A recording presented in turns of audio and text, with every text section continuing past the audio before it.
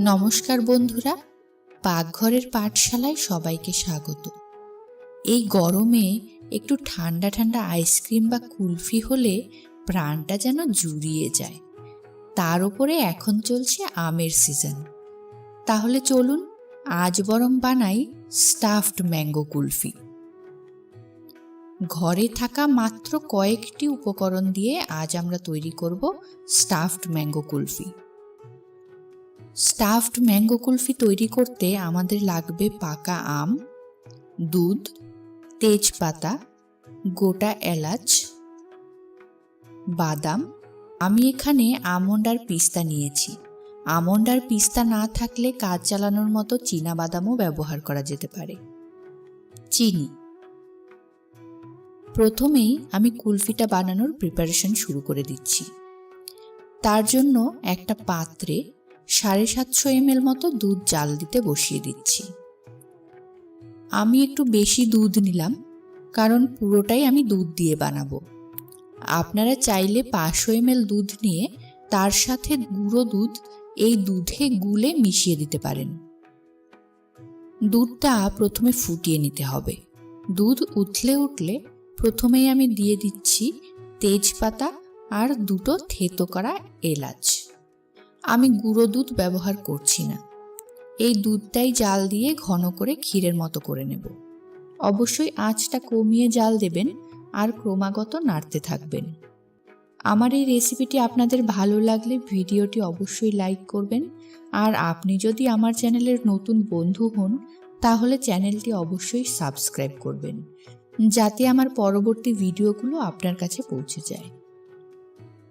দুধের পরিমাণটা শুকিয়ে যখন 1/4 হয়ে যাবে তখন এর মধ্যে দিয়ে দিচ্ছি চিনি।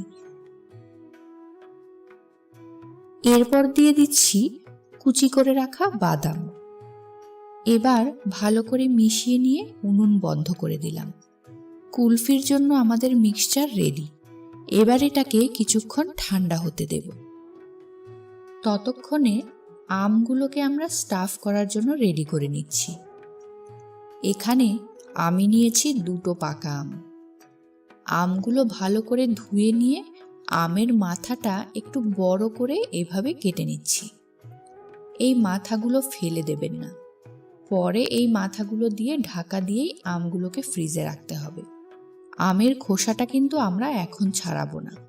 মাথাটা কেটে নিয়ে ছুরির সাহায্যে আমের আটিটার চারপাশে এরকম করে খোঁচা দিয়ে দিয়ে আমের পাল্পগুলোর থেকে আলাদা করে নেওয়ার চেষ্টা করব। অবশ্যই খেয়াল রাখতে হবে ছুরির খোঁচায় যেন আমগুলো ছিদ্র না হয়ে যায়। এরপর 2 আঙ্গুলের সাহায্যে আটিটা একটু নাড়াচাড়া করলেই আলগা হয়ে বেরিয়ে আসবে। একইভাবে আমি আরেকটা আমের আটিও বের করে নিলাম। এতক্ষণে আমাদের কুলফির মিক্সচারটা ঠান্ডা হয়ে গেছে। দুধটা ঘন করার সময় দুধের সরগুলো একটু একটু দলা হয়ে আছে।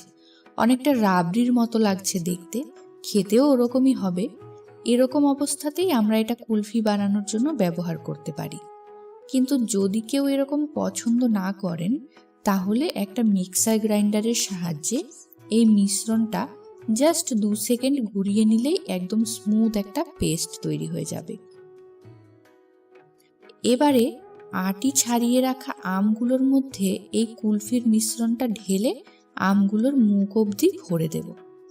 আমের মুখগুলোকে এবার বন্ধ করতে হবে। ওই যে প্রথমেই আমের মাথাগুলো কেটে রাখা হয়েছিল ওগুলো দিয়ে ঢাকা দিয়ে দিতে পারেন। আমি এখানে আমের যে মাথাগুলো রেখেছিলাম ওগুলো নষ্ট হয়ে গেছে, তাই অল্টারনেট হিসেবে আমি ছোট টুকরো করে কাটা ফয়েল পেপার দিয়ে মুখটা ঢাকা দিয়ে দিলাম। এবারে এগুলো ডিপ ফ্রিজে রেখে দিন 10-12 ঘন্টা। 10 ঘন্টা পর ফ্রিজ থেকে বের করে 10 মিনিট এমনি রেখে দিন। দেখেই বুঝতে পারছেন ম্যাঙ্গো কুলফিগুলো খুব সুন্দর সেট হয়ে গেছে। এবার একটা পিলারের সাহায্যে খোসাটা ছাড়িয়ে নেব।